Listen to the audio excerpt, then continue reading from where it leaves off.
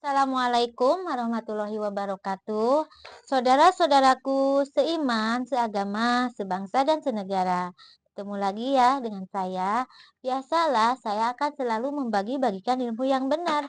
Karena membagikan ilmu yang benar itu hukumnya wajib dan itu diperintah oleh Tuhan untuk menyebarkannya. Jadi kalau kita punya ilmu yang benar, jangan sungkan untuk menyebarkannya ya. Karena itu kewajiban yang disuruh oleh Tuhan. Dan sekarang saya akan membahas tentang kewajiban orang yang masih hidup kepada orang yang sudah meninggal. Kita harus tahu ya, atau yang disebut fardu kifayah. Fardu kifayah itu kewajiban orang yang hidup kepada orang yang meninggal. Nah, saya akan mengasih tahu tentang itu ya. Satu, kewajiban orang yang masih hidup kepada orang yang sudah meninggal. Satu, memandikan. Kenapa jenazah harus dimandikan? Kita harus tahu. Karena jenazah itu akan menghadap kepada yang maha suci atau Tuhan. Maka harus bersih dari najis, yaitu kotor-kotor dari badan kita dibersihkan dulu. Setelah dimandikan, jenazah itu dikapani. Kenapa jenazah harus dikapani? Ini khusus umat Islam ya. Saya kasih tahu, kain kapan itu pakaian pembungkus mayat atau penutup aurat mayat tersebut. Dan kain kapan wajib berwarna putih, karena putih itu simbol dari suci, karena mayat tersebut akan menghadap kepada yang maha suci.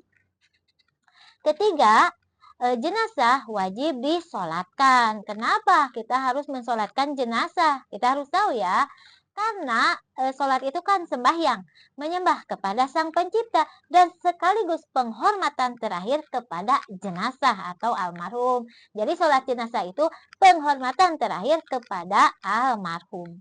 Keempat, wajib dikuburkan. Kenapa mayat harus dikuburkan? Kita harus tahu, karena mayat itu mayat itu bangkai yang akan membusuk. Kalau tidak dikuburkan akan menimbulkan bau kepada orang yang masih hidup. Maka wajib dikuburkan. Dan yang kelima, didoakan. Setelah beres menguburkan, orang yang menguburkan setelah beres wajib mendoakan almarhum tersebut. Kenapa harus didoakan orang yang sudah meninggal tersebut? Karena doa itu mengiringi atau mengantarkan almarhum kepada Sang Pencipta, yaitu didoakan semoga diterima amal ibadahnya waktu hidup. Kalau amal ibadahnya baik, ya diterima kebaikan. Kalau amal ibadahnya buruk, ya diterimanya keburukan. Jadi doa itu mengantarkan jenazah kepada Tuhan supaya diterima amal ibadahnya oleh Tuhan. Nah, sekarang saya akan membahas ya. Setelah menguburkan dan mendoakan, ada acara tahlilan. Jadi ada pro kontra ya.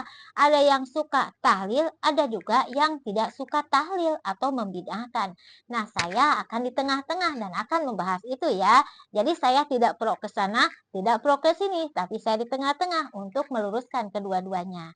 Nah, acara tahlilan itu disebutnya doa. Jadi keluarga yang ditinggalkan oleh almarhum ya, keluarganya itu dalam keadaan berkabung atau duka. 1 hari keadaan musibah, 3 hari berkabung atau duka, 7 hari masih berkabung, 40 hari juga masih dalam keadaan berkabung, sampai 100 hari pun keluarga yang ditinggalkan dalam keadaan berkabung. Nah, apabila keluarga almarhum tersebut orang yang kaya raya banyak harta, dia pun mengundang sanak saudara dan tetangga untuk mendoakan almarhum. Dan setelah berkumpul bersama mendoakan, keluarga almarhum tersebut membagikan makanan minuman sebagai sedekah. Itu boleh kalau orang kaya. Karena itu doa kan, mendoakan sambil mendoakan keluarga almarhum yang ditinggalkan supaya ditabahkan hatinya karena kehilangan keluarganya. Jadi sambil melayatnya, sambil melayat keluarga yang ditinggalkan dalam keadaan berkabung, dilayat dan mendoakan kedua-duanya, mendoakan orang yang sudah meninggalnya dan mendoakan keluarga yang baru ditinggalkan supaya hatinya tidak terlalu berkabung.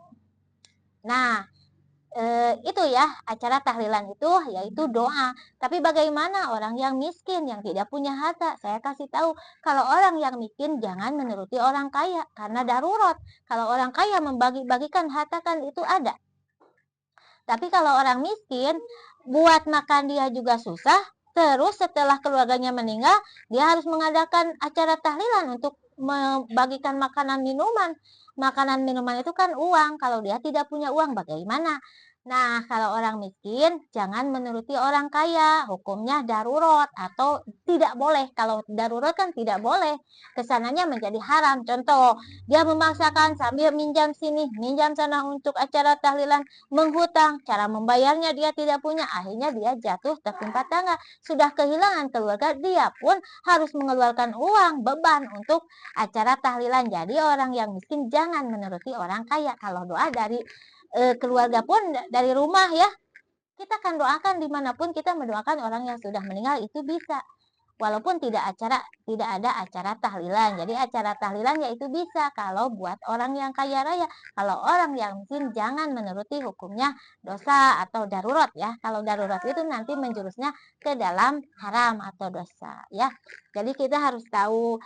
Jadi acara tahlilan itu acara mendoakan orang yang sudah meninggal sekaligus melayat keluarga yang ditinggalkan supaya yang ditinggalkan tidak terlalu berkabung dan almarhum yang meninggal didoakan supaya diterima amal ibadahnya, tapi itu khusus orang yang kaya. Kalau orang yang miskin jangan menuruti orang kaya ya karena darurat.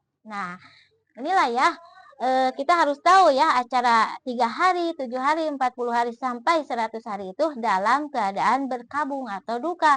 Dan kalau orang miskin dalam keadaan berkabung atau duka, sebaiknya tetangga sanak saudara melayatnya sambil membawa makanan untuk dia, kebutuhan dia. Karena kan orang miskin kalau makan sehari-hari itu kalau dia bekerja sehari baru dia makan. Kalau dia tidak bekerja, dia mau makan apa? Ya. Jadi, nah kalau dalam keadaan berkabung atau lagi sedih ya keluarganya, dia tidak memikirkan usaha, dia cuma menangis. Jadi wajib dilayat oleh tetangga, sanak saudara sambil diberi makanan, minuman untuk kehidupan dia supaya tidak kerja pun dia ada untuk kebutuhannya. Jadi kita harus tahu ya.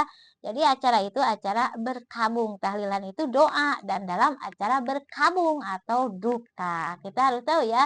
Jadi bukan kita dalam keadaan berkabung kita makan minum. Ya kita kalau orang yang kaya kan banyak duit, membagikan makanan minum ya boleh kalau orang kaya.